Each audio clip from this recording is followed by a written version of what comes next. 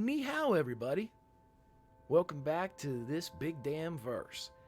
So we are going to regain and retain and reuse and redeploy the stories of this, the Firefly class courtesan, and her journey through the stars. And as we've mentioned before, and as was mentioned in the show by Joss Whedon, the Firefly class transport is very popular.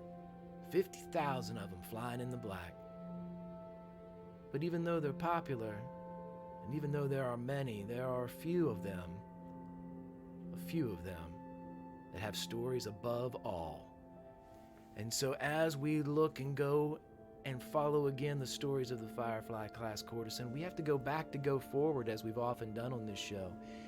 We ended the last show with a stranger aboard the courtesan, standing right there in the galley, facing Elizabeth and Bai with a gun. Across the front of the Atmos suit it said McNamara, and the voice of Junior McNamara, captain of the Dauntless, crept forward, asking them all to get off of his ship. But that's not where we are. We gotta go back to the beginning, back to a when that'll make the then and the now make a little bit more sense. We go back 3 hours on the Dauntless. And as we're sitting on the Dauntless, and as we see Junior McNamara, older gentleman, maybe early 50s, slight, small, walking with purpose in a stride that speaks of an ego much larger than the man himself, and as he struts through, sleeves rolled up as if he's been doing hard work, but he hasn't, through the halls of the Dauntless, and the Dauntless itself graffitied with what looks like ancient graffiti erotica from the Colosseum and the streets of ancient Earth that was Rome, where there are depictions of violence and sexuality that rise in a neon from every square panel of the inside of the Dauntless, as if it has been painted like an old subway or an old underground left untended. Junior loves it. It's a monument to ego, and this man wants all the colors, all the sounds, all the smells that go with being a king. And so the Dauntless itself is his throne. And as he's walking down into the cargo bay of his ship, he comes across his 2 lieutenants, his right and left hand. The left being his pilot, a man of Shinan or Chinese Earth that was descent by the name of Tony Chung. He too is a smaller man, but he is where Junior is caped in possibility of power. Tony seems caped in the fact of power. His body is muscle. Every square inch of it seems corded, the skin paper thin, raised veins. He moves like a cat or some other great beast, with purpose and singular motion. And the other person in here is a woman with very short hair. She is dressed in a suit jacket of male cut from Londinium, a thin tie from a perfectly manicured shirt. And as Junior walks into the area, there is another woman there. She is standing awkwardly in an Atmos suit, and across the front of it, it says McNamara. And as he walks in, looks at Tony Chung and the woman known as Mr. Mister, he turns to the other wearing his Atmos suit. And Prax, would you describe Sophia for us?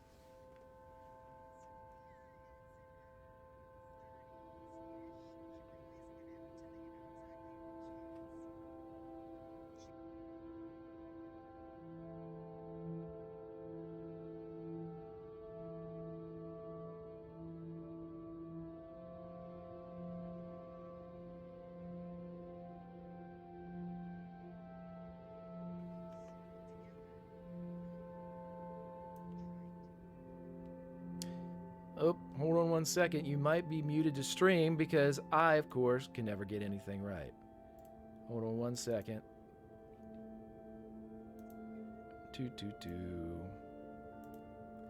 Okay, say something now to make sure that we have you. We maybe don't. Can you hear me now, ladies and gentlemen of the internet? Can you hear her now? We want to make sure that you are getting Sophia's story and what she looks like before we continue. And also, I'll take this moment to break everything a bit as I tell you that Streamlabs OBS reset all audio settings this morning. So if the music is too loud or something, please let us know in chat as you guys did. Perfect. Yes, so Nurgo says that we can go. So once again, as Junior turns away from Tony Chung and the woman known as Mr. Mister, he looks at the other woman wearing the Atmos suit that says McNamara across the front. And Prax, I again apologize and ask you to describe Sophia. She's in her 30s, very Italian looking, Southern Italian, dark olive skin, long auburn hair, highlights and curls, put together but not trying too hard. And if you weren't sure about it, you might have expected her to be standing on a movie set in the 1950s and 1960s. Fantastic. So as Junior walks in, he sees you, kind of nods to Tony and Mr. Mister, and strides over with the purpose of a man that believes himself greater than he is. And he comes over and kind of forcefully adjusts the Atmos suit that you're wearing, his Atmos suit. So he kind of pulls you and kind of jerks you around a bit. I swear, you must have cashed in all your chips with the old man to get this sort of treatment. Huh. Darling, you seem to think that chips are the only thing I have to cash in. The old man, he wants that boat. And he is gonna let you take a ride on it? Not let me take it? Whew, you're gonna owe him something fierce after this. Looks like you're back at the bottom, maybe. Huh. You seem to think that I ever desired to leave. You seem to think that not working with the most powerful man in the galaxy is a bad thing? Are you sure I shouldn't be talking to McNamara Sr.? Obviously, the junior's a little short on what actually goes on around here. Listen, we know how the old man is. What are you, the flavor of last month? Look around you, the Dauntless is the flavor of this month. And we aim to be the flavor for a long time coming. Well, I'll be sure to let his wife know that you seem to think you can replace her. Go enjoy being his flavor of the month. What is it you got on him? Niska doesn't let this type of thing go on without there being something that you got on him. He can't like you that much. What the hell are you? Just what, a woman? Please. You ain't half the woman Mr. Mister is. And the woman over to the side nods a bit. Please. You got wiles on him. You mentioned his wife. Is that your angle? No, I'm just very good at my job, unlike you. You failed how many times now? 3? That's not... 4? I didn't 3? fail. No, it must have been 4. It's got to be 4 by now. I still got their scent. I still have their scent. I've been following them all around. I'll take that ship when I'm damn ready. I ain't going up against the old man, though. No. And I don't need to. I ask for a favor. I get a favor. He asks for a favor. He gets a favor. And I don't fail. Unlike some shorter members of society. Very well. You cashed in your chips, might as well get your payment. You want on board that boat? I'll get you on board the Courtesan.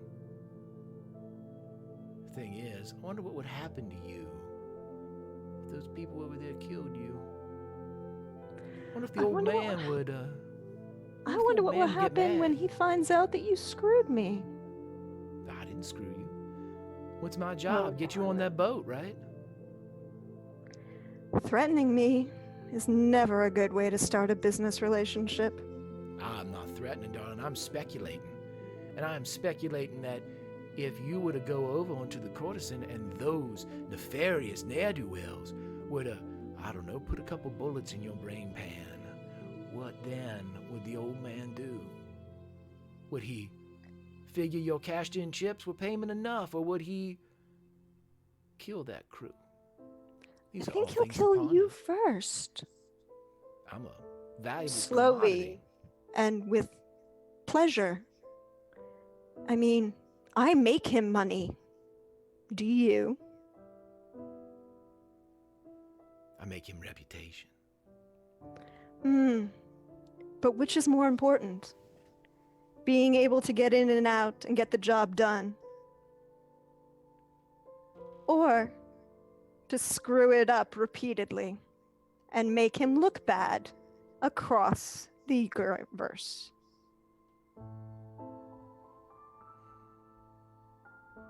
He steps back, and Tony and Mr. Mister step forward. Mr. Mister is holding the helmet for the Atmos suit. And when she places it around and seals the seal, you realize that the helmet itself, instead of being transparent, is heavily mirrored. The finish on the outside completely reflective.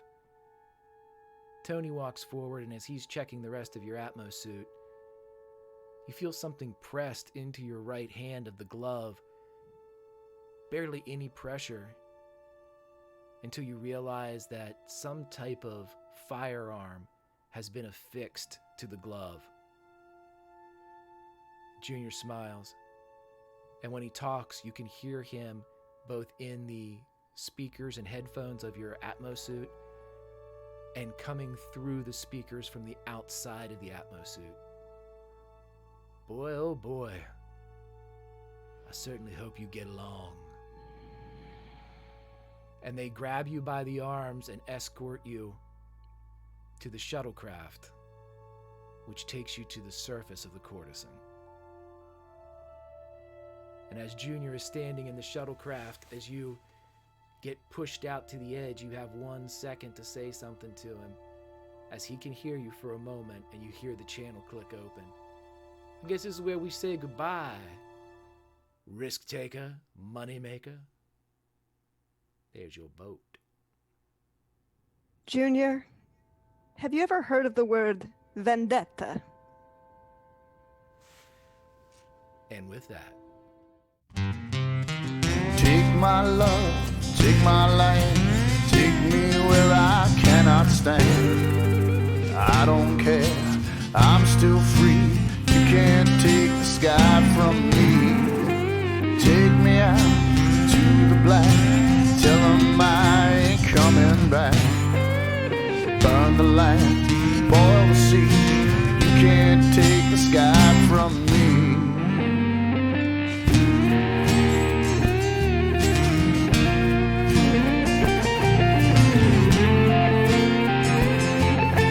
There's no place I can be since I found serenity, and you can't take the sky from me.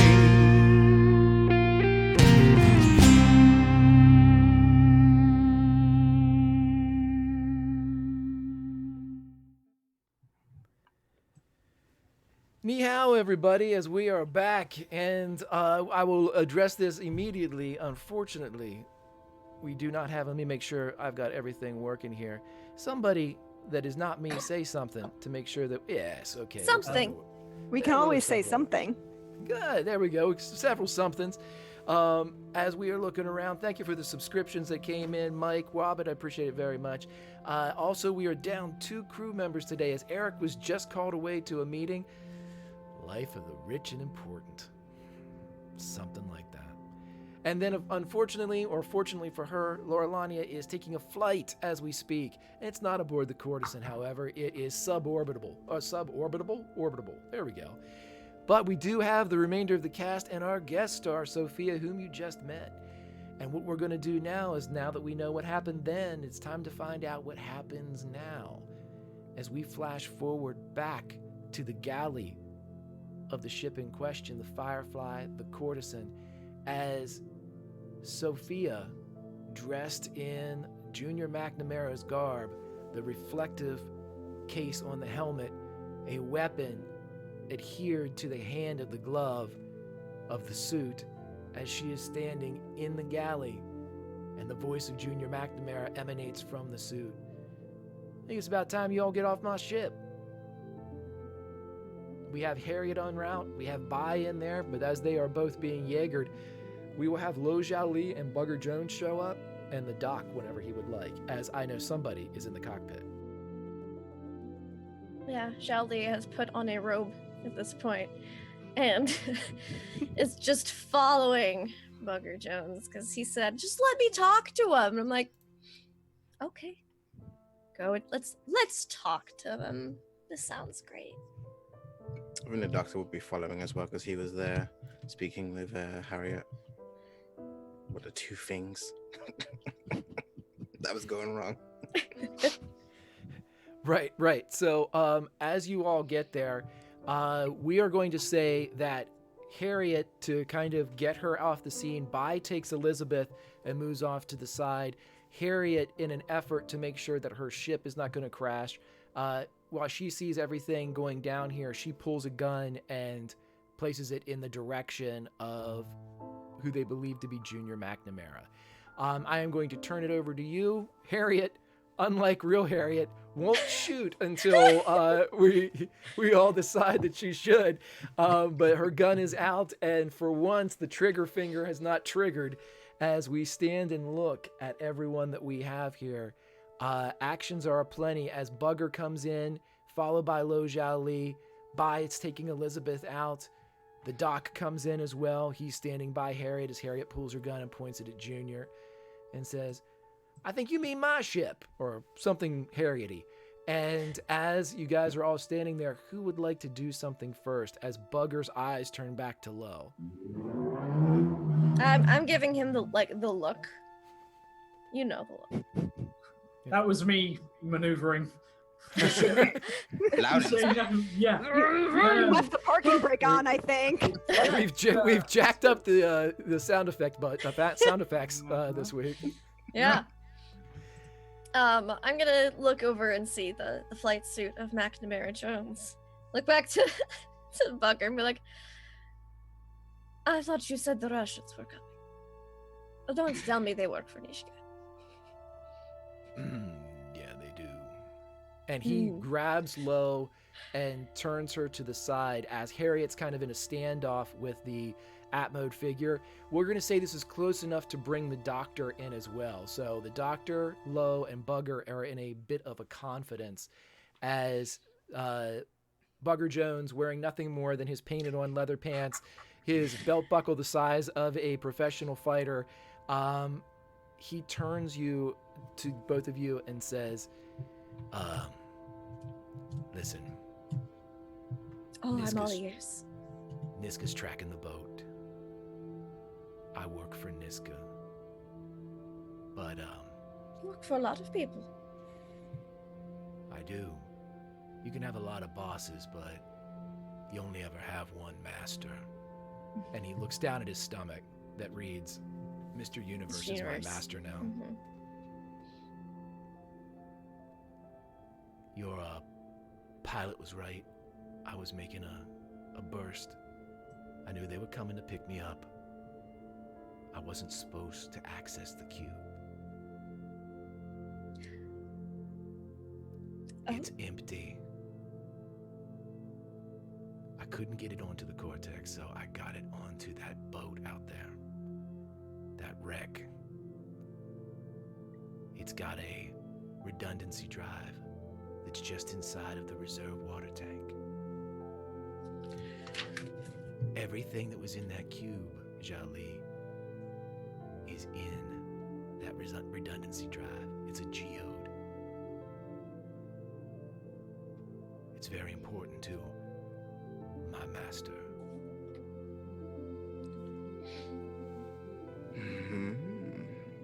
Interesting.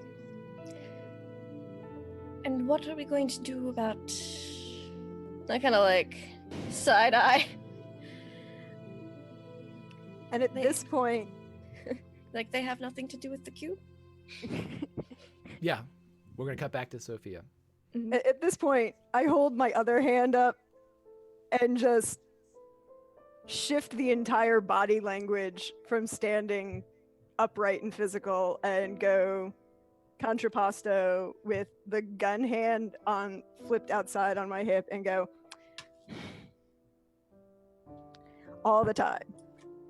Because if that doesn't work, Well, as you do that, seemingly unaware of the stance, the voice continues to come out, and it says, "What are you waiting for? I'm gonna take your boat from you. Kill all these people. I'm gonna do you dirty. Just like I should have done way back at Mile Bill's." And as if catching some of the movement as it goes across the face mask, before there's any type of cutting off or kill switch, what the hell are you?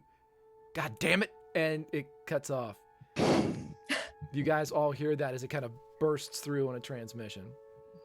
While that goes through, I want to jump back up because there was a maneuver being performed in the cockpit that has a lot of bearing on what's going to happen in the next minute. So, Felix, what's going on in the Just cockpit ram of the the Cortex? ship. Yeah, I'm looking at the Dauntless and I'm just thinking to myself, well, no one's relayed any information to me at this point. We don't have any conventional firepower. But I have a naval ram on the front of my ship, and their ship's long, thin, spindly, sleek, and I reckon I could snap it like a French loaf. So I flip us 180 to combat the face, and just use the maneuvering thrusters to do this, and then crank the engine up, and I just to kill the forward momentum. So now we are sat aimed directly at the Dauntless, and very quietly and very calmly, Felix comes across comms, just says, "This is the helmsman speaking. To whom am I addressing?" This is Junior McNamara. I'm on your boat. "Oh, that was a mistake." God damn it. So- Everybody, is this a closed channel, or you're addressing the person down in the galley? So everybody can hear it, presumably? Yeah. Okay. Yep. So yeah, you can all hear this as it's going through, and with the mimes and the mimicry that's coming from the Atmo suit not matching at all what's going on with there's no roll required, as it seems very likely that one is not the other. And just as the realization kind of comes over everyone, you hear come through the comm in a response to Felix, "Fine.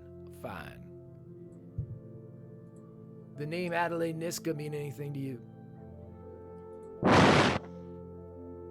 Charlie just looks completely unsurprised. Just "You have my attention. So does my nav display." Yeah, we see that. Tony ain't gonna let you run up the boat again, so it would, as much as I would like to see it play out, son, it ain't gonna happen. Today is not your day. We work for Adelaide Niska. That person in the suit works for Adelaide Niska. Now, you could kill her. I prefer that. But if you don't, you need to take her with you. Maybe you'll get the attention of the old man, maybe not. I could give two shits. But I had a job to do, and the job was find you all, which is very easy. Get her on your boat, which is very easy. And my job is now done.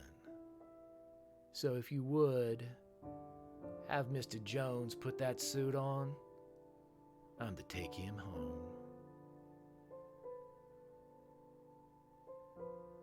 Did you write that down? Was that all Yeah. just off the top of your head? Did I write what down? Your No. fantastic little speech there. I didn't write it down.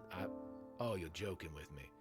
No, I'm not Funny. joking with you. I think you fail to realize how far from joking I truly am. But let me give you some broader perspective to the situation. This is my ship. You have threatened 25% of it is. my ship. You have threatened my crew. I take exception to your actions. And now, far from anyone, you have decided to try and ambush me. You have smuggled someone aboard my ship, but I tell you this right now. If you think that I'm going to cooperate with a man as lowly as you have another thing coming. What about a man like Adelaide Niska? You can not like me all you want, boy. Are you gonna not like the old man? Oh, I have no intentions of liking the old man. But I think an old man like himself has seen enough feral, wild dogs to know when one has been given too long a leash. You have overstepped your bounds. Now I'm going to make this very simple for you right now. You, whoever you sent aboard my ship, are going to surrender. If you do not, I promise you that there will be more than one wreck here by the end of the next 20 minutes. And there will be bodies floating in space because you have threatened a ship that my beloved is upon. And if there is one thing I will not stand for, it is a threat on his life. So, you have one option. That is, you power down your engines, you open your cargo bay, you link with my ship, and you enter peaceful negotiations. Because on the other hand, I have no qualms with snapping your spindly piece of shit in twine. Do we understand each other? What I understand, boy, is that you entered into an agreement to carry one Bugger Jones in your boat. Accepted money for it, too, from that little pissant badger. I'll take your silence as a yes. You know whose agreement that was? Badger is just an intermediary. Who do you think's at the other end of that money, boy?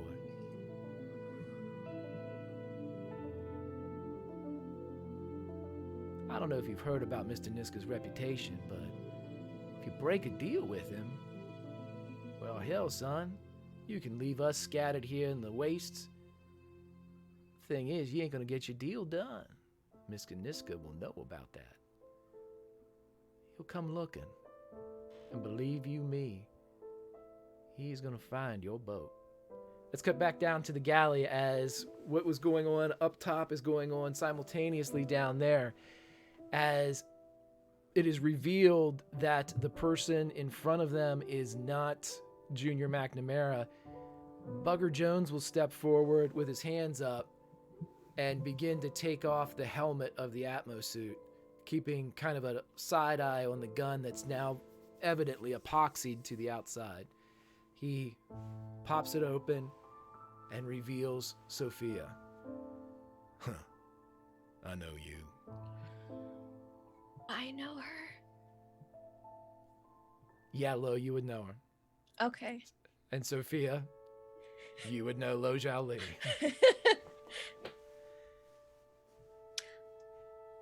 Oh, hello. You guys might not have met, but as I explained to Prax, you guys probably brushed shoulders numerous times and maybe gave a nod to one another, but whether or not you really know one another is dependent upon, nothing. Guys aren't long lost friends. Yeah. I do apologize for the intrusion. My Just means of Quite unexpected. and quite unplanned. Mm. My plan was to arrange a quiet transportation, arrange payment in the form of replacement of one of the shuttles that I've noticed are missing, Hmm. and then have a conversation. Now I need to have a more permanent conversation with a certain Mr. McNamara, the Junior. I would recommend it indeed. Quite rude. It was really, I mean, a gun? Uncivilized. Does he not know who he's working with? Apparently not. People. The doctor's going to speak up, and he's just going to say, "This is all well and good, but I think we need to get this sorted. Jones, we need to do a swap, yes? Yeah, apparently so. Right, I need- get in the suit. I will help. And I'll. Mm. As the transfer I'm is- really good at putting on Atmos and taking them off. yeah.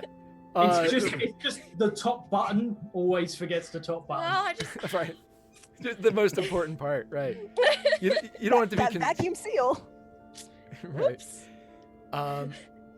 As this is all happening, Bugger, as soon as he kind of pulls off the top part of the Atmos suit, he reaches in and you can see him quickly remove whatever would be the transponder or transmitter, as he just, without any type of subtlety, rips it out and basically deafening McNamara to any of the sights or sounds around Nice. them.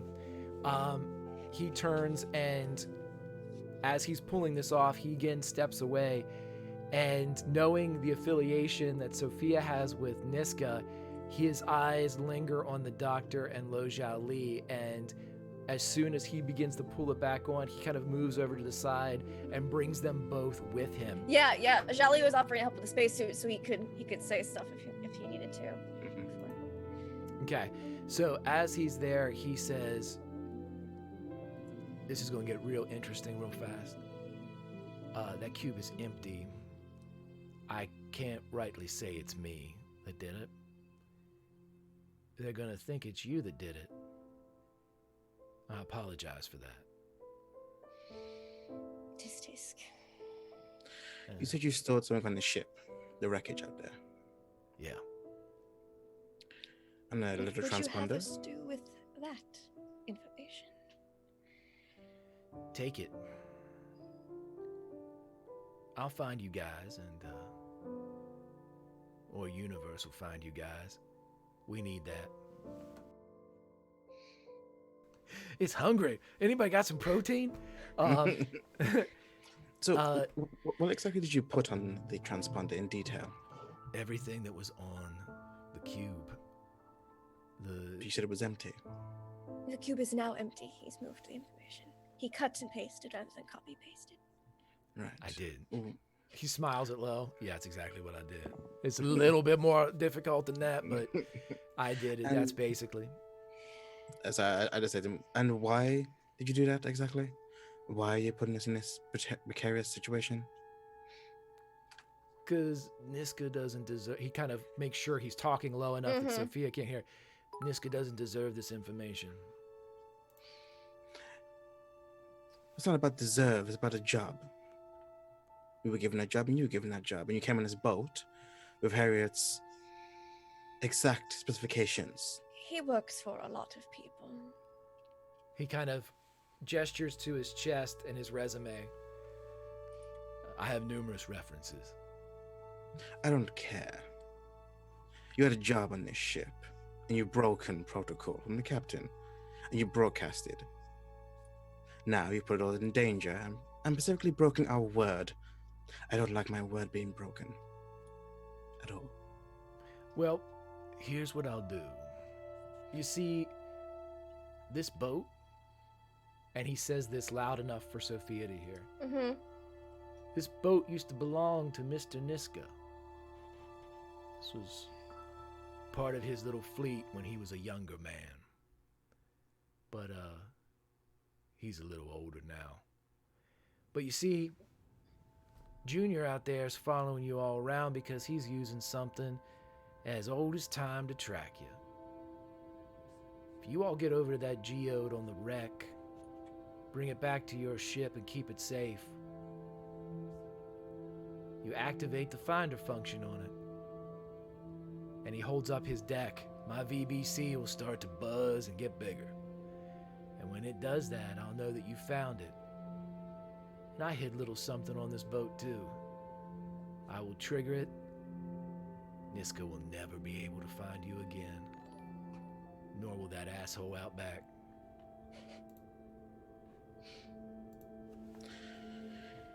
And we have your guarantee of what? What specifications have you done? Anonymity. You guys want to fly the black and no one know where you are? You've got it. Niska, his men, they'd have to lay eyes on you to know where you've been or where you're going. You'll be the only boat that doesn't matter unless it wants to be.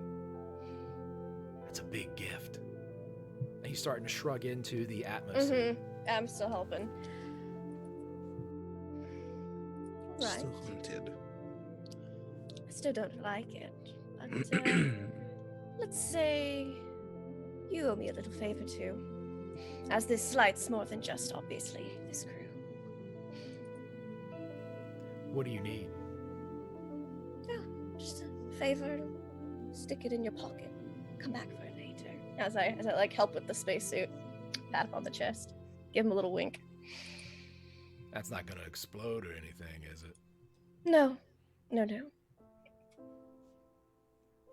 Well, first off, Bugger doesn't have any pockets. Mm-hmm. He just has. Yeah, it's like a virtual, like a fake pocket. Oh, okay. I thought you actually put like a piece of paper. Like in I'm something. helping with the Atmos suit. I'm just like, put it in your pocket, like miming it. I was gonna be crude and say there's only one real place to tuck any type of note, but I won't. I digress.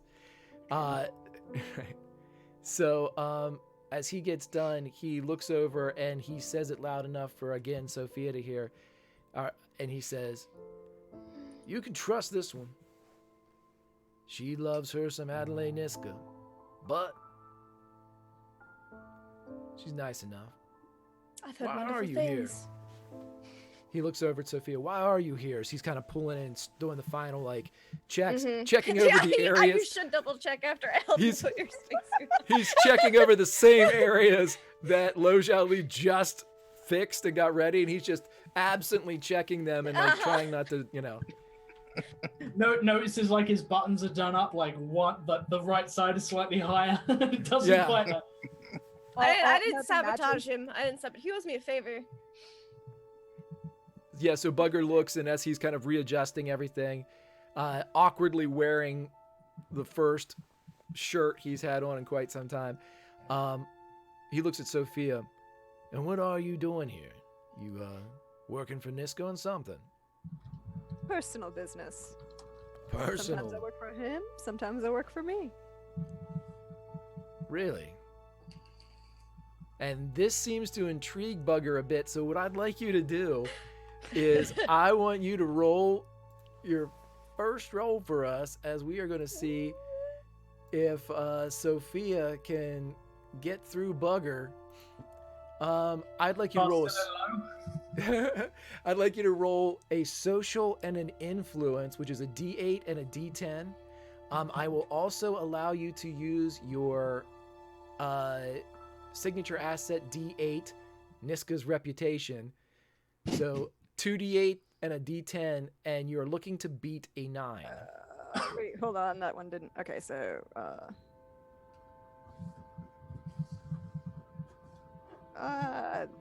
wait, hold on, let me read. Yeah, you can manually if you want to. It's, Yeah. Well, no, I just did it I did it backwards. So Okay. the It's a D8, a D10, and an extra D8. Correct. Yep. 2 8 And the influence is the D10, right? Correct. Yes. And then Social. the social, which is the D8. Mm-hmm. And then a Niska, which is a D8. Correct. Yep. All right, and then let's try that. Yep. So with a 12, you are able to beat that, and Bugger Jones pulls closer. Whereas before he was speaking just to Lo Zhao Li and the doctor, he now is vocalizing enough to speak to everyone. How well do you how do you feel about working with the old man still? He pays the bills. There are other people that can pay bills. True. But will they respect me in the morning? Probably, maybe. Think about that answer. And think about that man on your left shoulder. And think about where he ended up.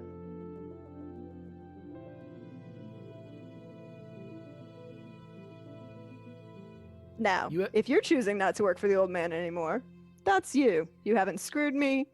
You haven't made my life more difficult. And really, I'm in the middle of one vendetta. I don't need 3. Fair.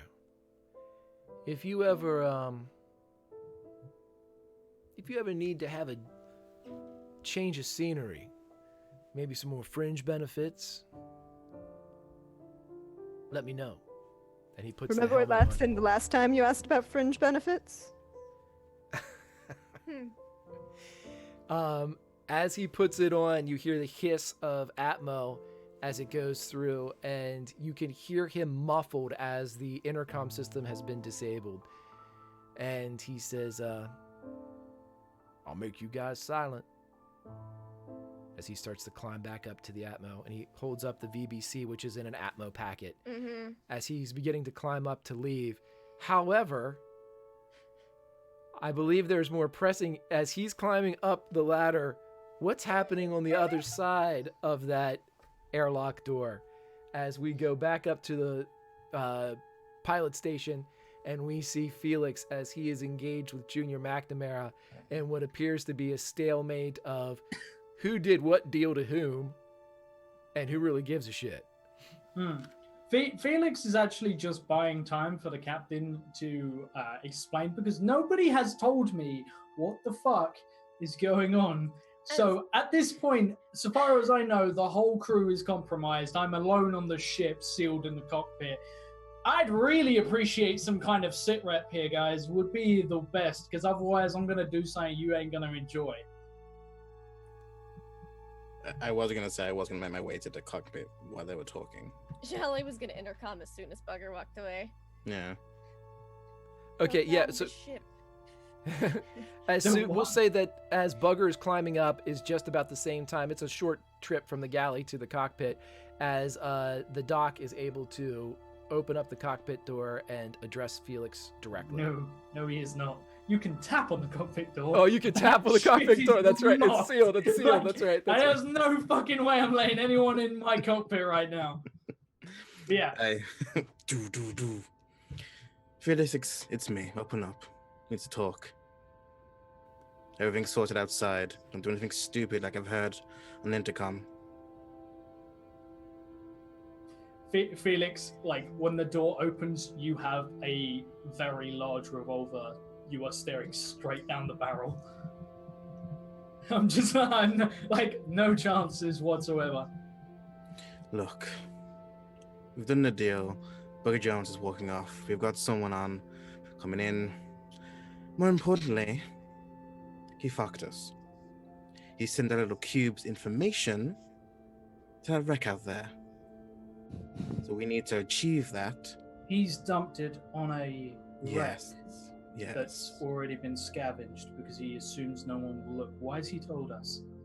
Because he doesn't want the Russian to have it. He wants someone more suitable to have it. Mr. And Universe. Yes. He's offering us anonymity and a ways for them to stop tracking us if we deliver.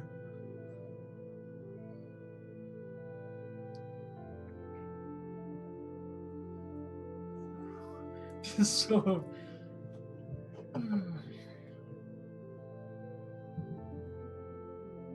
We're gonna get hunted either way. I prefer having an edge.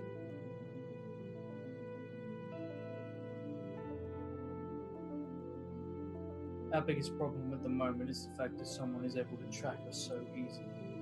Yes. Apparently it's old school. I'm guessing analog, something not detectable. We'll have to do a sweep. Could be radiological, could be...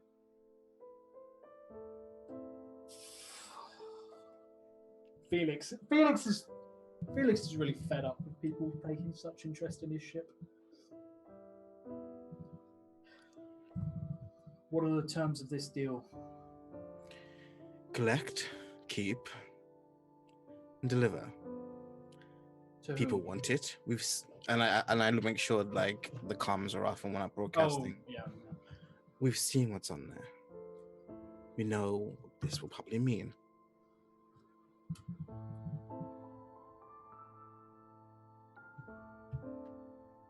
We're in hot water.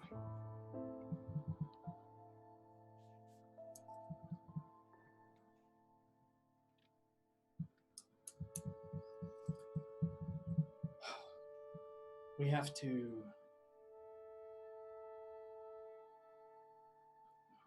figure a way to get onto the ship and download. A jump should be fine if you get us close enough. Some stuff on that everybody knew was on there already. Me, maybe Zhao Li, you, if we can station up quite securely. Should be a quick download, stash and grab and go. We dump the people who are with us. I don't care what their business is anymore. That intrigue has left me. Harriet can pilot the ship, but there's a shuttle.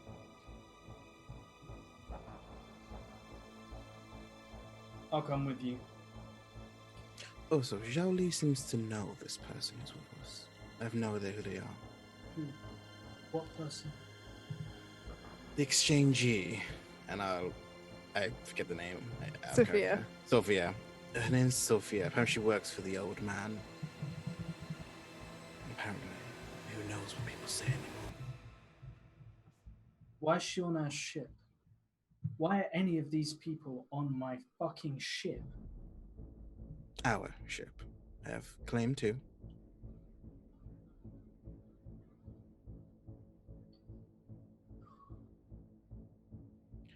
It's times like this, you should be very glad you're a very capable doctor.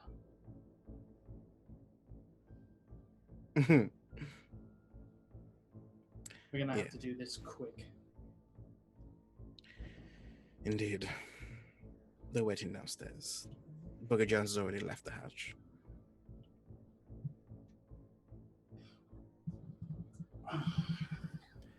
Felix, it's at this point you see drifting above in a classic like Jesus Christ pose, as if he's just floating in the air. He's just kind of floating as he goes past the windshield. You see him as he just absently waves as this suit kind of floats, and you see one of the commandeered shuttles pull up, the one that was threatening to dock but was in fact just dropping somebody off. Kind of comes by, the door opens, and you see an Atmos suit that is covered in some type of graffiti reach out, and Bugger with another wave grabs hold of the graffitied hand of the suit and gets pulled inside the shuttle as it returns whence it came, towards the Dauntless.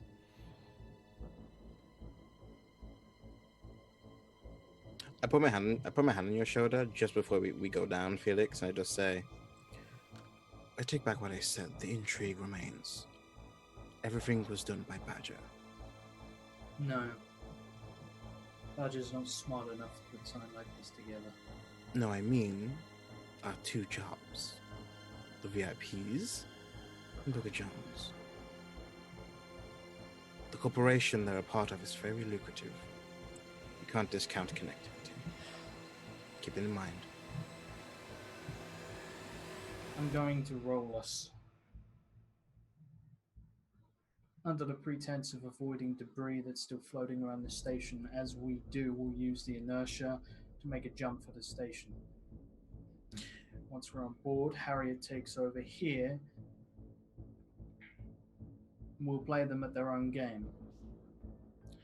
I'll use Soupcorns to broadcast to the courtesan and reply to any questions that the captain has. As long as he thinks I'm still at the helm, thinks everyone's still accounted for aboard the ship, they won't realize we're launching a salvage operation. First they should know about it is when the shuttle breaks from the wreck, we dock with the courtesan. All Harriet has to do is have her finger on the thruster and punch out of here as quickly as possible. Yes.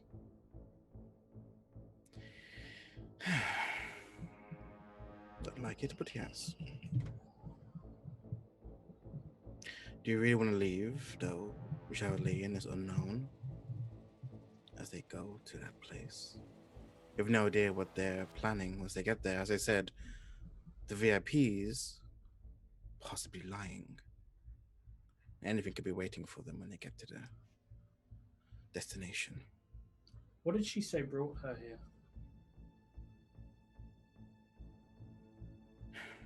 To be honest, my mind was swimming and I wasn't really listening.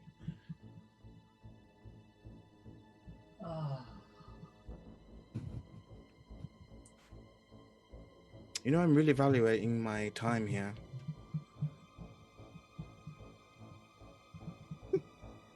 You don't pay me enough. We pay you? And I head out of the cockpit.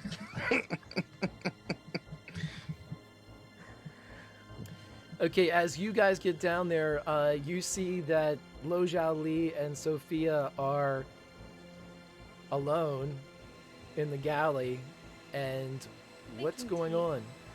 Just making tea? I'm making tea. Oh, it's only polite. Well, I will gladly accept your tea. Again, I apologize for the inconvenience. Yes. Quite the inconvenience. They seem to be happening more often as of late. However, it's a pleasure to meet you in person. I've heard so much about you. And your skills are very well appreciated. The reputation precedes me. Now, get a cup of tea. Quite good at making tea. Wahaha. That's out of character. I guess. Sophia will drink from it, but full classic, turn it twice, Yes. and then drink from it. I imagine this is just like, what's the show, like Downton Abbey, when like the two like ladies are just like evaluating each other like based on etiquette, and they're just like, like the intrigue is in the air, but they're both interested. Like, I've heard so much about you. I really need to know if you're actually as good as your reputation. Yeah. Exactly, and this is something that luckily we are in a game system that allows for this type of visual eyeball chess to play out. And so what we're going to do is we are going to do a straight up PvP roll. I am going to need you each to roll your social and your influence. And that is it. It is Sophia versus Lo Zhao Li in this eyeball test. Okay. Oh, come on, sheet. Load. Okay, there we go. All right, let's see what happens. Okay. That's not bad.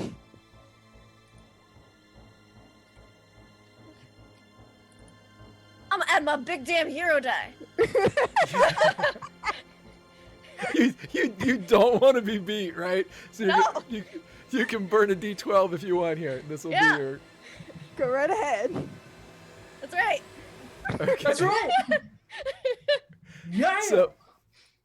So this is nothing is said, but there is a battle going on as every nuance, like two professional poker players are staring across the table at somebody they've always heard about but never had a chance to play, like back in the earth that was, when two legendary gunslingers would now find themselves down a street by one another, and as the tumbleweeds blow and as the clock strikes 12, they have those precious moments to evaluate, to press, to see the weaknesses, the gate.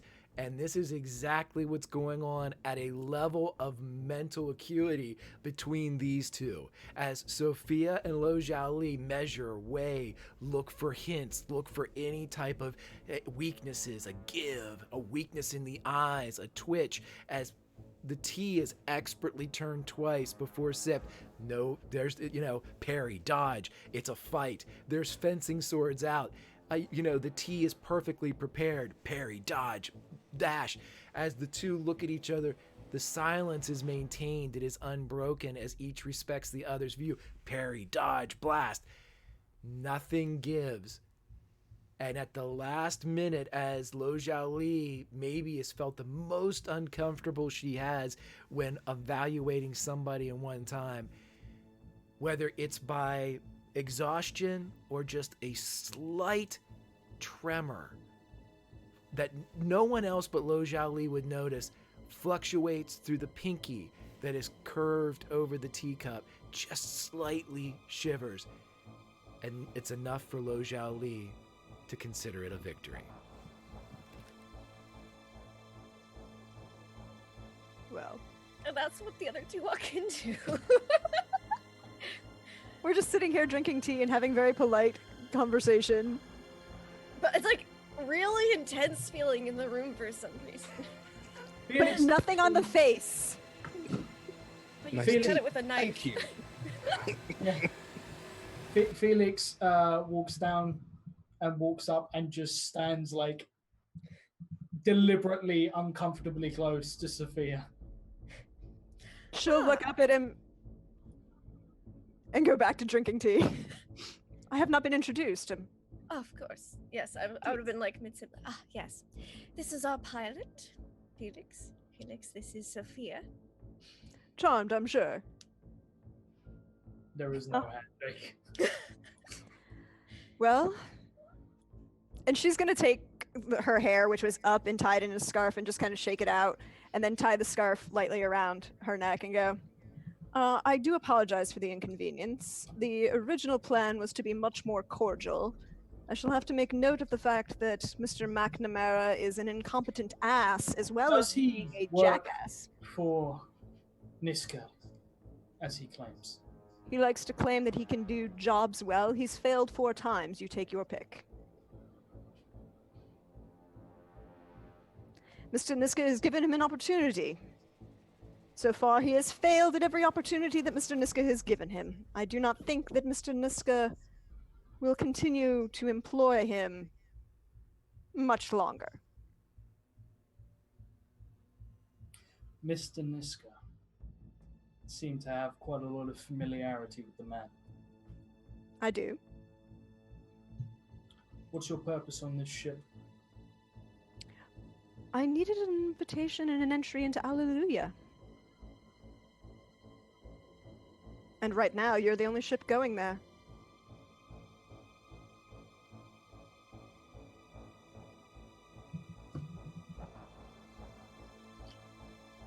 I was going to offer the shuttle as compensation. I do understand that you are working and nothing is for free. And yet again, I'm moron. But it is fine. It's fine.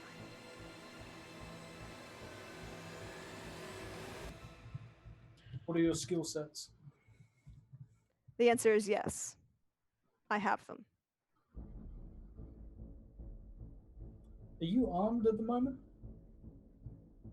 It's a very complicated question. What are you calling armed? I mean, if I were to draw on you, would you be able to defend yourself? Yes. Would I use a firearm to do it? No. I don't like the mess. I draw my revolver. And I shift 5 feet behind him and put my finger to his throat. Sounds like a roll here, kids. I just sipped my tea. What am I I'm rolling? going to limit this to 3 things Okay. because we'll be adding stuff here till judgment. You may add a physical attribute, you may add a skill, and you may add a distinction. We're gonna keep all of the assets out of the way. So So and I- physical, a skill, another skill, and distinction. Is that what you're saying? correct, and I think your first distinction works perfectly considering what's at stake here. So Yeah. that would be another D8 for you.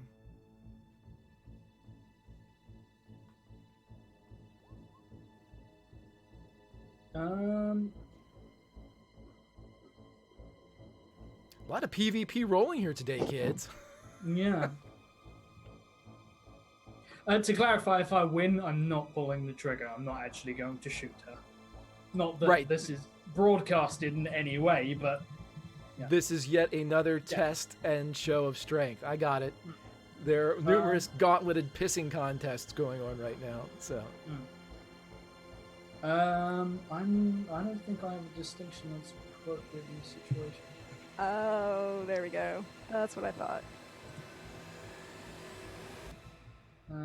So is it just physical and shoot then? yeah, physical and shoot, and if you don't have a distinction, and for Sophia, it would be like physical and fight. Yeah, Would- that's right. Physical fight and distinction. Yep. So go ahead and roll them, kids, and let's see what we got. Oh wow! Oh! You're rolling awesome today. I could not reproduce this if I tried. Man. I don't suppose you'll give me focus in this situation. I will give you focus. Yes, I will let you take focus because that's an applicable skill. There's also going to be a we've got a complication. Yeah, after there's a this, too, complication. So Actually kills him. Felix's head Sorry. explodes. I want it duly known. Quick, don't tell Bye. Oh, I would not kill him in front of Bai. Bai's too nice. Bai's not Uh, there. I- He took it. I would like Elizabeth. to spend a That's why I point said point don't to tell keep the extra dice because I'm gonna fucking need it. Come on, you never know. You could roll a 10 and an 8 and just win. No. No, you would need it. I'm sorry. Right. Okay, I so got a since you guys complication. both There's- have, yeah, you guys both have complications, so they offset for this little narrative thing. So when you pull the gun out, no intention to fire, and perhaps that's slowed a bit because Felix is more of a when you jerk your pistol, you go to work type of guy. When you pull the gun out, before you have finger to hammer to be able to pull back and cock the pistol if you needed to do so, there is a finger pressed against the carotid artery of your neck as Sophia has appeared beside you. That is also a big damn hero die. It is indeed. Thank you. Welcome to the Big Damn Hero Club. I appreciate it. I thank you all. And when I see that he's distracted, but I'm still sitting there with my finger there, I go, I do consider it quite rude to get into a fight this early, but you asked to see my qualifications. And I just kind of brush the edge of his shoulders and straighten his jacket a little and go, I take a Turn step away from you as you like try and there's only one person who gets to adjust my fucking clothes. But he holsters his revolver and nods, looks too low. She'll do. So Indeed. I've heard wonderful things about her. This is our first time actually having you sit down for a cup of tea. it is quite enjoyable. do Where they- did you get this one? I haven't had this before. Oh, it's a little something I brought from home.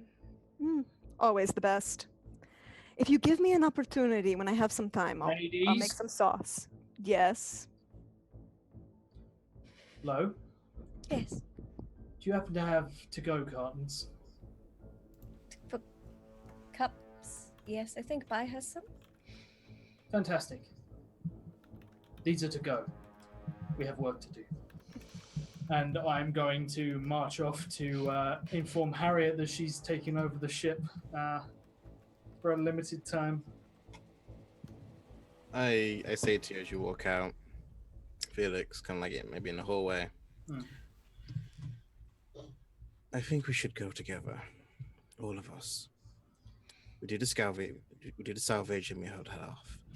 I don't think splitting right now with someone like that is a good idea. We can't leave the ship unmanned. Harriet's a good pilot, and I don't want to take Bai onto a ship that we don't know if its atmosphere is compromised or not. Someone has to look after Elizabeth, so just me, you, Lo, and her new pet. Alright. Things go wrong. I told you. Things go wrong. Well, you'll have to hold your tongue. What with that wonderful bedside manner of yours? There are limits. I've noticed.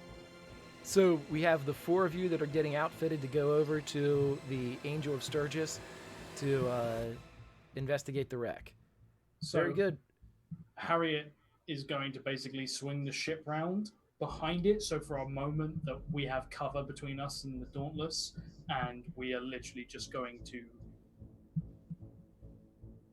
do this as quietly as possible. I don't let anyone help me put my spacesuit on. Neither do I. I had that problem earlier today. It's not happening again. Oh, that's funny. You are both able to individually put on your Atmos suits, and all of the pre-flight readouts check out. And for before we leave, pre-jump. I so Lo would probably grab the doctor. Jali would be like, I feel like it would be best if she did not know exactly what's on that crystal. Of course not. I don't think we should tell anyone what's on that. Oh crystal. no, we're going for the shuttle. Mm-hmm. That's Medical supplies. Yes. I'll see if I can keep her busy with other salvage. We'll talk. Yes. Make sure you do. Oh, get rid of traps. Always got to look out for a good trap. Yes. And he puts on his like suit. He's just like rolling his eyes, like, what have I got myself into? This is supposed to be hillbilly jobs.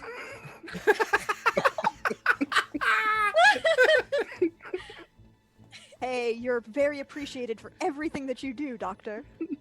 oh yeah. I feel like it. That is the absolute purest. I know that's what's going through Rutherford's mind. This is a hillbilly job. Why am I doing a hillbilly job? I love it. I love it so much. It's great. Yeah, this is the Firefly RPG system. This is the Margaret Weiss, the most recent one that came out in 15. So same company as Serenity, but this one is updated. It's got a little bit more give to it. I checked out the Serenity one. Firefly's better, in my opinion, my humble opinion. So as you guys are getting ready to go, we're going to say that after the maneuvering of the ship, the Dauntless is no longer visible in any scanners. It is either pulled back to a blind distance or it's left the area completely. As you all are prepped and you are in the airlock at the front of the cargo bay ready to leave, there has been a wire-to-wire established to the rig, which is essentially a magnet grav train, which it's selects a portion, it's shot onto the wreck, and there is a grav wire that connects the courtesan to the wreck, to the Angel of Sturgis. So you guys are able to clamp up and be zipped over to the wreck. It's a light tether. If something were to happen to the courtesan, any maneuvering by the courtesan would cause this thing to break free. So it's not, linking you guys to the Angel of Sturgis. I will go first because if anyone gets stranded over there, I'm probably the only person who can pilot that shuttle. So yeah, I will head on over and additionally secure sort of the harpoon. I imagine like the magnetic harpoon, and I will radio across for them to follow suit as I pick an entrance.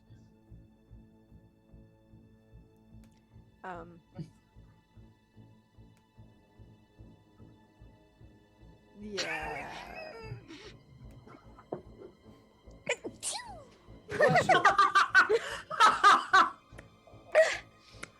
I felt it coming, Nice. but I was already in space. It was too late. In space, no one can hear you sneeze. It's okay. We'll still have the propulsion. Right. So as you guys are going across, in what order are you going across? I'm going first. And then- Felix, followed I'll by go second. the Doctor. I'll Doc, go last. I'll go Followed- next. Sophia, followed by Jolly's not Liz. gonna let her go after. Like, no, I've stopped too many people in the back. I have to say the fucking temptation as you come across to just sever the connection and whip the cord and watch you float off into space. I know Oh, you no. love me, Josh. It's another reason that Jolly's going last. There's that. It would be like whip and then just be like, Lo, maybe just hang out on the ship for a bit. Just- Yeah, no, I like Felix genuinely has that cross his mind, but he will. By the time he's done the what would I say to buy? Oh shit, she's on the hull. Fuck. How could I talk about her dying? Right. Oh, wait. Okay, so you guys, you're able to get over there. As soon as you get over there, I will give you the following information, but more can be gleaned with a successful roll to notice and look around and do like a mental notice. But you look around and you can immediately realize two things, especially Felix can because of his engineering background, that this ship was sundered not by the Dauntless. Obviously, it doesn't have the capabilities to do this. It was probably done within the last month, and it looks as if the front of, or the rear where the cargo bay was ripped open not by something mechanical, but, and perhaps it was triggered by the mag line that you guys just used. It looks like it was warped by heavy magnetic energy, like some type of magnetic field corrupted and either tore free or pulled open this big hole that's in the back that seemingly killed the ship. But it's a very odd configuration of the metal around this wound on the Angel of Sturgis. It's almost like it's twisted in parts. I'd like to make some rolls, see if I can figure a couple of things out. I also have questions. Yep. So, mental? Yep, mental and notice would give you the best. Can I also use fix because it's broken? I'm not trying to actually fix it, but if I can ascertain how it broke, I'd know. Sure, yeah, I'll definitely take it. Oh, crap. I need to clear my pool. I'm probably gonna roll as well. Just look around. Yep, and then Doc, you would know where this is a medical frigate, so you would be able to know where the med bays would be. You can all head there. The majority of the ship's intact. It's just almost as if everything that was in the cargo bay has spilled out with wreckage of the back of the ship that was torn free, making drawing close to it very difficult or potentially dangerous for a ship just because of the objects that are floating there. But you're all able to go wherever you would like in this boat. I will let you know that the reserve water tank would be somewhere around the med bay. They would keep it close there in case it is a military vessel, in case they needed it or it was a redundancy system. It was close to the patients. Do I know what side? I know you said it picked up both sides. It was sort of almost impartial, but it's military. It was made by someone. Do I recognize whether or not it was, even if it was private, which side it's more likely to have originally belonged to? Yeah, with that notice roll, I will tell you it is the Independence. Okay. On a 10, can I tell, firstly, the damage to the ship, the tearing around the edge of the wound, is it inwards or outwards? Outwards. The twisting, the pulls, all seem to indicate that the stress was applied from the exterior. It's not like a blast wound or something burst free from the inside. Yeah. Okay. Right. Can I think of any kind of weaponry, conventional weaponry? I guess on a 10, it's not the best of rolls that could do such a thing. This would be more in the docs line of expertise because of applications of, this is a science application. You don't know of anything that uses magnets as a weapon. You know that there's mag locks and docking clamps and things like that that are just used for putting two ships together or walking on the surface of a ship. But something that would cause this, you're like at the top end of your understanding when you even kind of glean from it. I wonder if magnets did this, if some type of magnetism, and that's basically as far as you can go. Okay, all right. In which case, I will, like, as we're clamped to the outside of the ship, looking at like a large wound, which is the best entrance way into the ship itself, I will stand sort of next to the doctor and just over direct link to him say, this almost looks like some kind of magnetic tear, as if part of the hull was actually pulled away from the ship, but it's concentrated. This kind of damage you see on a larger scale when a ship gets caught in a gravity well and gets torn in half. And then I sort of look around at the complete absence of solar bodies around here. You have yet to see a corpse. I just kind of say to you, and you can kind of hear the frustration in my tone. Does it matter that it got destroyed and how it got destroyed? It's destroyed. So just get on and move.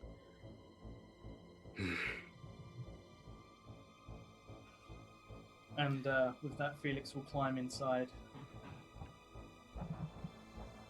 With several destinations, kids, where would everybody like to go? This is a non-alliance ship, right?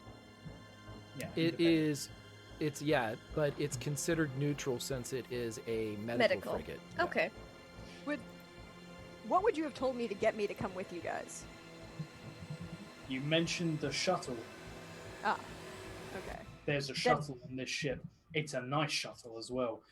You would know that we are absent shuttles, and I am absolutely Absent 2, and then you came in 1, so, you know, it's still Yeah, gonna I was gonna bring you one, but apparently that went away. Yeah. McNamara brought that one back. yeah. He's that big a dick. He was like, nope. Mine. Right. No. I got that shuttle. That's my shuttle. Right. Fuck all those people. All right. So yeah, you guys there is still a clamped shuttle in pristine condition at the top of this craft you would have to go through. There's the med bay. And of course, Sophia doesn't know about the geode that is currently, supposedly, in the water reserve tank. Jolly would suggest that the ladies start towards the shuttle then, because we could manage that. I don't know anything about medical supplies, so the doctor and pilot should handle that. Yes. And I'll agree and just say, are there supposed to be bodies on this? I mean, there seems to be a lack. No bodies anywhere. Probably all flew out the hole. Including the ones that should be in that room. Or that one. Maybe they knew something was going on and they evacuated. Yes. They didn't leave and they didn't take the shuttle. How many like shuttle slots are there on the ship? Yeah. There are 2 larger shuttle slots. In fact, this one would be roughly again and a half the size of a shuttle that the Courtesan used to have. So they are larger. They're used for patient transport and kind of like a triage pickup. Okay. McNamara took one. There's another one still locked in there There's not a room for a third. Okay. So it's presumably its entire complement of shuttles was still here with the Angel of Sturgis. Perhaps there was another ship? I don't know. It is a bit disconcerting, though. Indeed. How likely is this shuttle to be compromised? The other one seemed to be just fine, did it not? Indeed. But it was also piloted by a McNamara, so fine is a relative term at this moment. This is true. Well, we shall have to proceed with extra caution then. Indeed.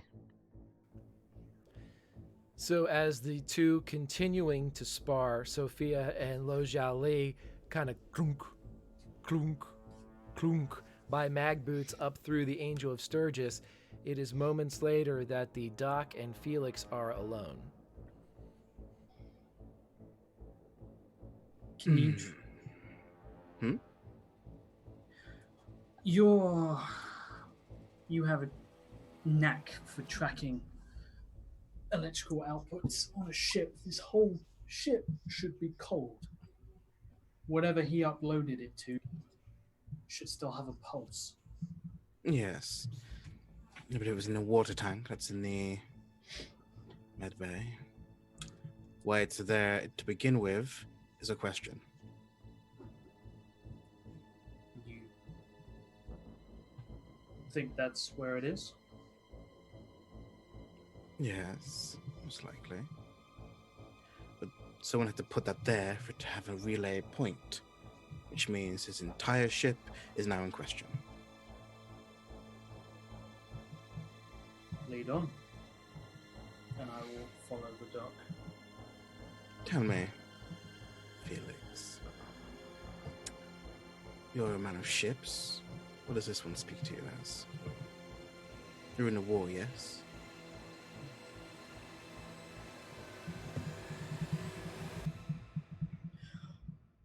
I didn't fight in the war.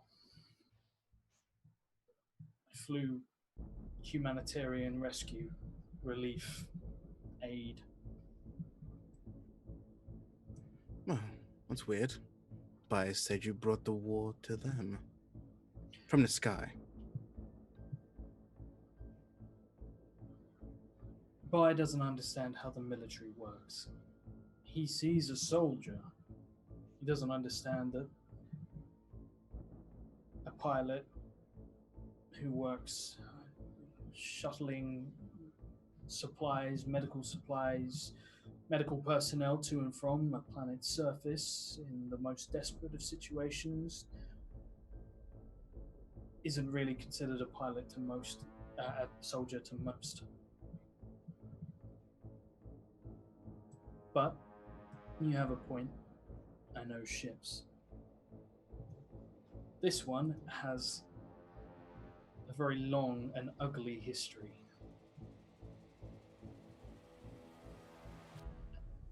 And she is ugly. Yes. Although I very much doubt a lot of people see her that way. A lot of people probably see her as the most beautiful thing that ever listed awkwardly through space. She had a bit of a reputation for performing miracles, snatching the dying out of the jaws of Hades himself and, well, saving men and women on both sides. I don't know what she's doing out here, though. Although I have my suspicions. Problems with medical ships is they have lots of booths and lots of medical supplies, which makes them very suited to a dual life as a prison transport. Yes. Which is what is worrying me. Or a spy ship. She's not outfitted like a spy ship. She'd have to blend in, play it brazen. There's no way she could hide, and a ship this size wouldn't be much good at running. Well, didn't you just say that it held people on both sides? Being able to past both borders. Oh, I can't think of a dockmaster in their right mind who turned this ship away. Now there's some secret relay in a water booth. You saw what was on that cube.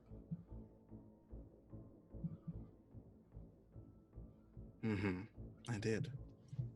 That's why this boat seems to be the best place, as you say, for prison ship and intelligence gathering. I'm starting to think that the details of what's on that cube might not have been the first time it was involved in whatever was going on. Ships like likely not. these can transport patients or lab rats great distances, keeping them alive against the odds. And out here in the middle of nowhere, even if someone got a signal out, tried to broadcast what was happening to them, there's no way anyone would hear them. No. And there are lots of drugs that alter short-term memory. And medical ships routinely visit prison planets to deal with stabbings, guards, mentally unwell prisoners. Give me a direction to go for this relay. Point me at it. Then It's I this want you way. to just point it out for me. I'll rip it out, see what I can find there. Have a look around these medical bays. Stock up if you have to, but if there's anything amiss, I get you. I was going to. We need to be fully aware of what's happening.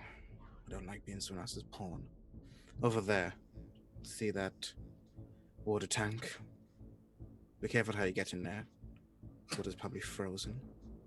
no, it's probably 0G, which is even worse.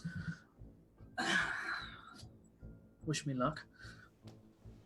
And Felix will head over. Water tanks in 0G are some of the, one of the most dangerous places. They are so dangerous. Yep. I am really not looking forward to this. Just the sheer pressure and crushing weight of that much water with no gravity affecting it. I'm in trouble. But yeah, I think get the doc to have a look around, and I'm gonna get this. Okay, relay.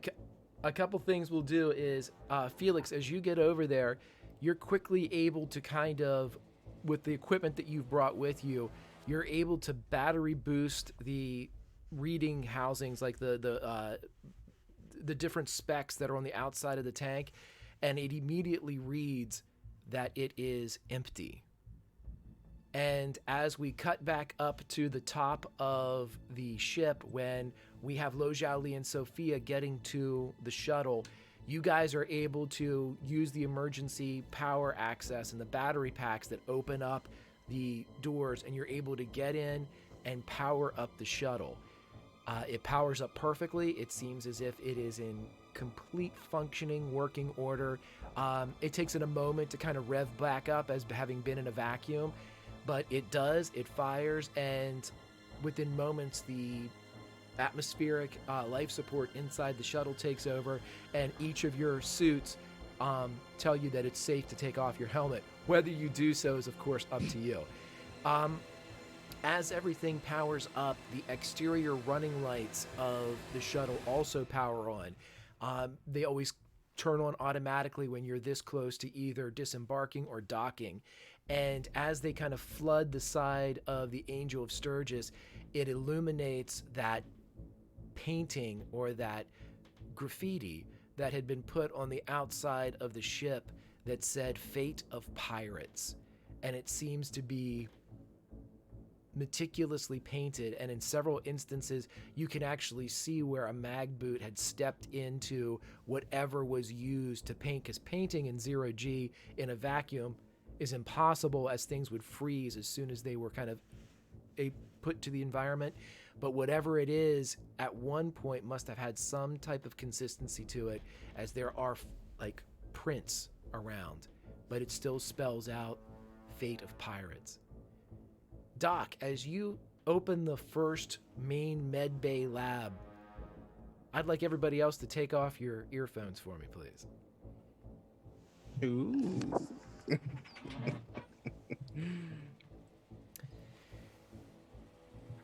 Doc, as you open up the medbay lab, you see your first body.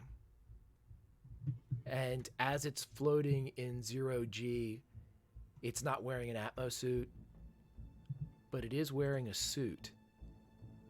And as it kind of bumps, just now an object in space itself, just one that's trapped inside this medbay, it kind of turns and lists at the change of pressure ever so slightly of you opening up the medbay door. And as the body kind of clinks and turns and rolls around, the lights on your suit reveal its suit, a black business suit, the tie frozen awkwardly off to the side.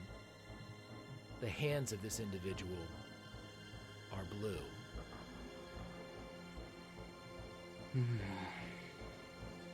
And that is where we're going to end this episode of Firefly Tales from the Big Damn Verse. So everybody,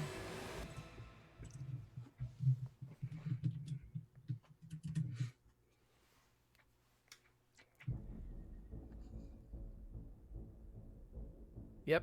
So everybody, as the doctor enters into the med bay, he sees what he sees, and we will cut to you all being able to get what is needed, get back across to the courtesan, and as you are sitting there with your new found booty, whatever it was that the doctor pulled from the lab, the geode, which was easily discovered as soon as the empty water tank was opened, you are standing holding the geode in your hand, the crew of the courtesan, as the new shuttle is affixed to the outside, and I will ask the crew one question. Prominently displayed on this is a finder function button. This is the same activation button that Bugger Jones told you to activate should you have it in your possession. Do you do so?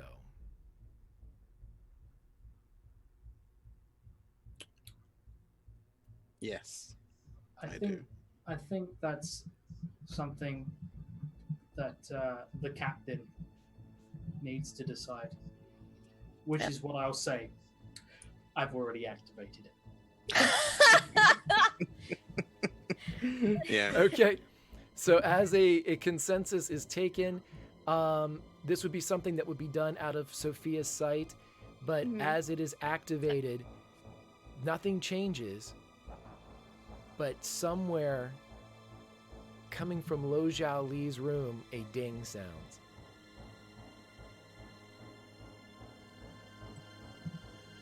Ding. I go find it. Guessing it's my core pad. It's your core pad. There is a picture of Bugger Jones, but it is of a specific tattoo on Bugger Jones, one well known to Lo Zhao Li, and it's almost set up like a meme, and it says, "Welcome to the darkness."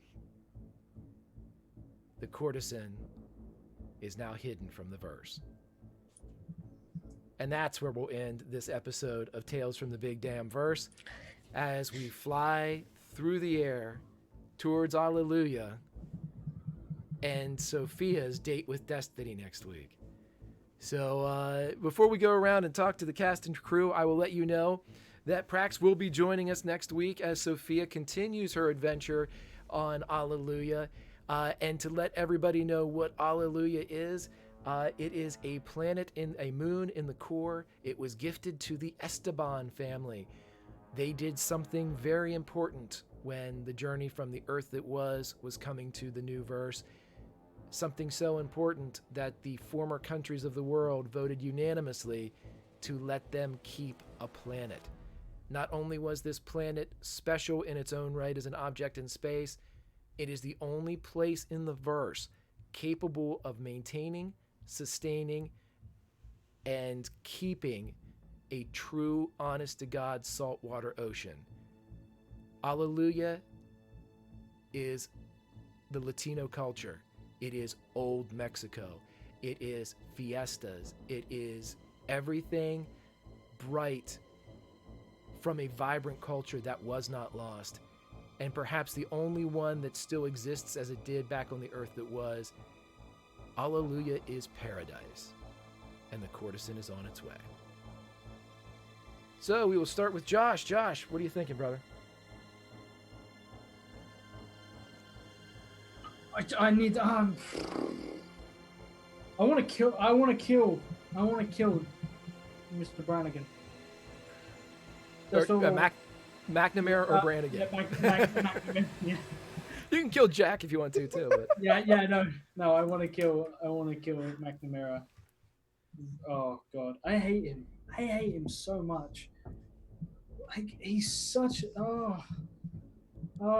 Anyway, I had a blast, and I'm super excited to get into a whole new culture, because that's the great thing about the Big Damn Verse is the culture of everywhere is coming to like the weird different places that have had their own hardships, and like their own little gifts from terraforming events and their own sort of strange traditions. So I'm super excited to see where that leads. But as far as me, my name is Encounter Josh, and you can find me on Encounter Roleplay on Tuesdays, having a whole load of fun in the Long March, which I DM, and straight after a Midgard done by Kobold Press, and an hour before Long March starts, I do a little thing with the wonderful Lindy over here, which is the most stressful experience I've ever had as a player. You mean fun. It's the most fun. The most stressful experience, but the only time I've ever had to walk away from a stream because I was streaming tears. And when someone asked me what was wrong, I genuinely turned around and the only thing I could manage was dwarf, flagon, tiny child. Was it. That was the only words I managed to get out. So it was an absolute blast, and I can't wait for next week. So yeah, that's me. Fantastic, brother. And to put a bookend on that, we will jump to the DM of that session. Lindy, what did you think? Oh, I thought that was great. Zhao loves having a little intrigue go on, and someone else to talk to who kind of understands where she's coming from, but is polite enough not to say anything about it. I really liked it. We have a shuttle now. Zhao's gonna be like, all right, I'd like to upgrade, please. Here's more money. Just give me a bigger space, thank you. When you said Bugger Jones sent a picture, I was like, you were thinking dick pic. Dick pic. I was thinking dick pic. You can say dick pic on Twitch. I don't know what you can or can't say. A handout I don't pay or attention. something. Right. Oh. Let's turn our attention to Roll20.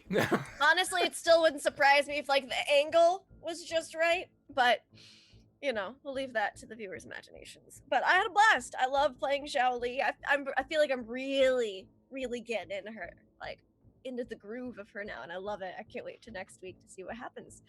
Meanwhile, you can find me online at LaughLoveLindy on Twitch and Twitter. You can find me here every Friday for the wonderful Firefly, and again back on Sunday for Pulp Cthulhu, because I just can't get enough of Greg's awesome DMing.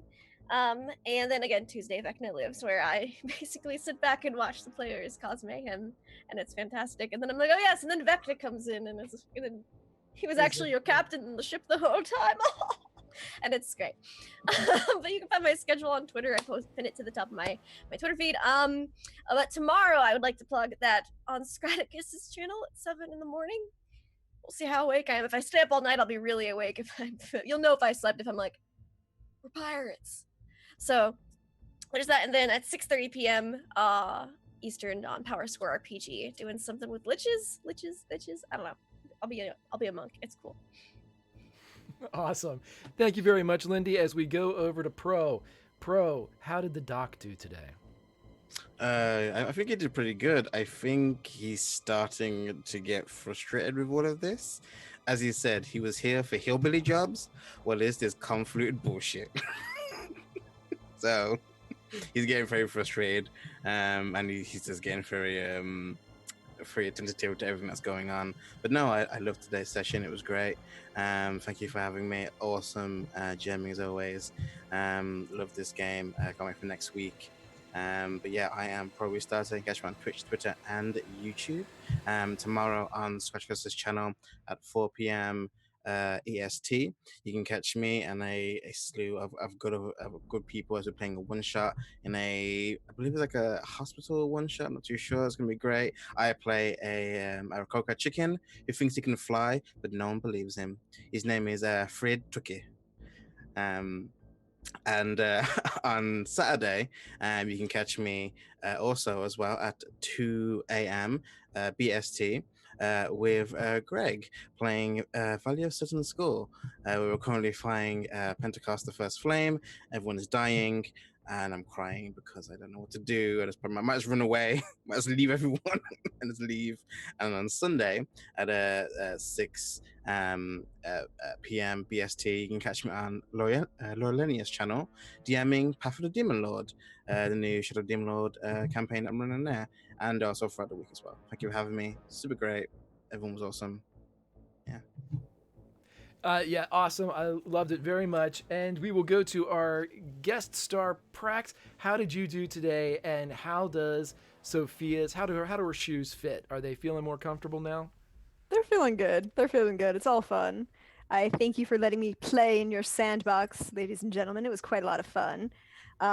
You can find me usually hiding out in the Twitch chat, Praxagora Thesmiophoria, or you can find me on that. Also, I help out on Lorelania's Discord for her Dark 5e Discord. Great times.